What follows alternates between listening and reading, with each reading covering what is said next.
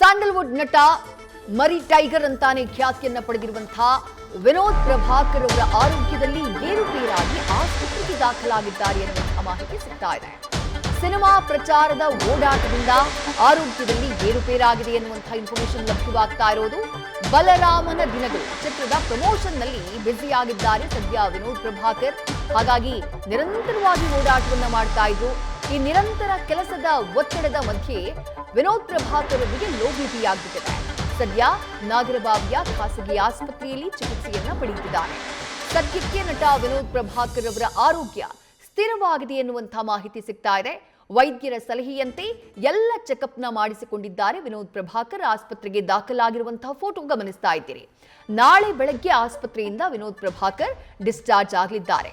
ವಿನೋದ್ ಪ್ರಭಾಕರ್ ಅವರ ಆರೋಗ್ಯದ ಬಗ್ಗೆ ಚಿತ್ರತಂಡವೇ ಈ ಸ್ಪಷ್ಟನೆಯನ್ನ ಕೊಟ್ಟಿದೆ. ಸಡನ್ ಆಗಿ ಆಸ್ಪತ್ರೆಗೆ ದಾಖಲಾಗಿದ್ದಾರೆ ಅನ್ನುವಂತಹ ಮಾಹಿತಿ ಬಂದಾಗ ಆತಂಕ, ಕಳವಳ, ಏನಾಯಿತು ಅನ್ನುವಂತಹ ಪ್ರಶ್ನೆಗಳೆಲ್ಲ ಮೂಡಿದ್ವು.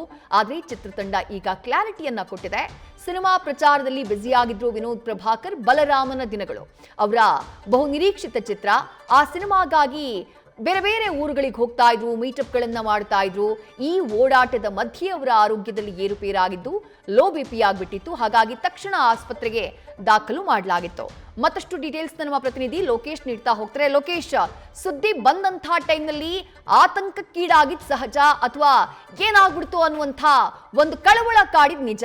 ಬಟ್ ಸದ್ಯಕ್ಕೆ ಅವರು ಆಸ್ಪತ್ರೆಯಲ್ಲಿ ಚಿಕಿತ್ಸೆಯನ್ನ ಪಡೆಯುತ್ತಿದ್ದಾರೆ. ಆರೋಗ್ಯ ಸ್ಥಿರವಾಗಿದೆ ಅನ್ನೋದೇ ಸಮಾಧಾನದ ವಿಚಾರ. ಏನಾಯ್ತು, ಚಿತ್ರತಂಡ ಏನ್ ಕ್ಲಾರಿಟಿಯನ್ನ ಕೊಟ್ಟಿದೆ, ವೈದ್ಯರು ಏನ್ ಹೇಳ್ತಿದ್ದಾರೆ ಲೋಕೇಶ್?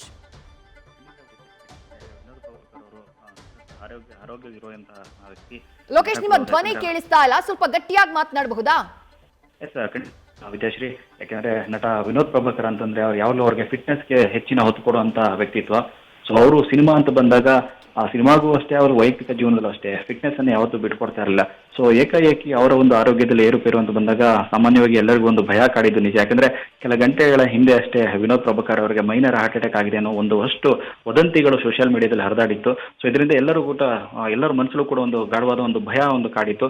ಸೊ ಈ ಸಂಬಂಧಪಟ್ಟಂತೆ ಚಿತ್ರತಂಡವನ್ನ ಸಂಪರ್ಕಿಸಿದ ಸಂದರ್ಭದಲ್ಲಿ ಅವರ ಕಡೆಯಿಂದ ಮಾಹಿತಿ ಬಂದಿದ್ದೇನೆಂದ್ರೆ ಬಲರಾಮನ ದಿನಗಳು. ಯಾಕಂದ್ರೆ ವಿನೋದ್ ಪ್ರಭಾಕರ್ ಅವರು ಬಹು ನಿರೀಕ್ಷಿತವಾದಂತಹ ಸಿನಿಮಾ. ಸೊ ಅದರ ಓಡಾಟ ಅಂತ ಬರೋದಾದ್ರೆ, ಯಾಕಂದ್ರೆ ತುಂಬಾ ದೊಡ್ಡ ಮಟ್ಟದಲ್ಲಿ ಆಗಿರುವಂತಹ ಸಿನಿಮಾ ಮೇಲೆ ಒಂದು ಒಳ್ಳೆ ಹೋಪ್ ಇದೆ, ದೊಡ್ಡ ಮಟ್ಟದ ಸಕ್ಸಸ್ ಆಗುತ್ತೆ ಅಂತ. ಈ ಒಂದು ಸಂದರ್ಭದಲ್ಲಿ ಸಿನಿಮಾವನ್ನ ದೊಡ್ಡ ಮಟ್ಟದಲ್ಲಿ ರೀಚ್ ಮಾಡಬೇಕು ಅನ್ನೋ ಕಾರಣಕ್ಕೆ ರಾಜ್ಯದ ನಾನಾ ಭಾಗಗಳಿಗೆ ವಿನೋದ್ ಪ್ರಭಾಕರ್ ಅವರು ತಂಡದ ಜೊತೆ ಒಂದಷ್ಟು ಭೇಟಿಯನ್ನ ಕೊಟ್ಟಿದ್ರು, ಪ್ರಚಾರವನ್ನ ಮಾಡಿದ್ರು.